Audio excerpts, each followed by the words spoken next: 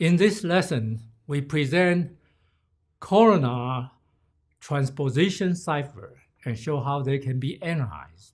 Columnar Transposition Cipher is a transposition cipher.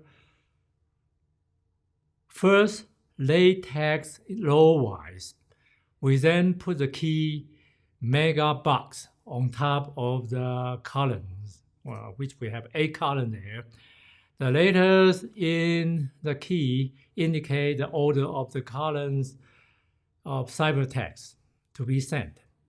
For example, here column 4 is A, which is the leading character in the mega box keyword, should be sent first, followed by column 5 with a B, then followed by column 7, C, and then column 2, E, and so on.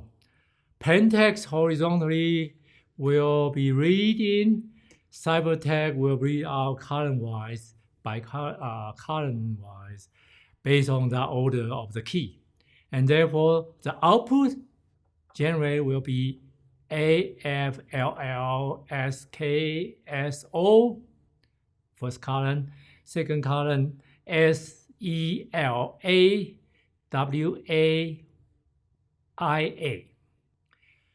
Step 1, check if the frequency distribution of the unigram are the same as in ciphertext. If it is, then there is a transposition cipher.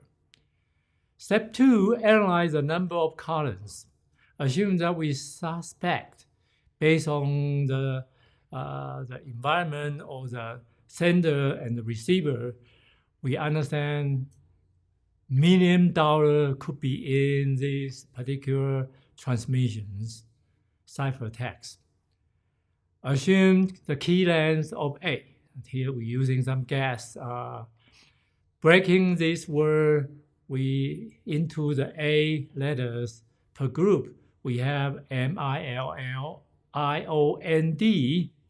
in the first column, followed by OLLARS in the second row. And with that kind of arrangement, when they send out column-wise, MO will be sent out in the same column right next to each other. IL will be sent out as a group, LL, LA, IR, OS, each by a separate column. We should observe the diagram of this sent out right next to each other in the ciphertext. This will confirm the key length equal to 8 if we can find them in the ciphertext. Next, we will examine the order of the column. If the key length is small, we can actually proceed with analyze the column pair, K times K minus 1 of them. If K is small, that's a doable kind of search. The ciphertext can be examined and see if the pattern of the diagram in the ciphertext fall into one of those patterns.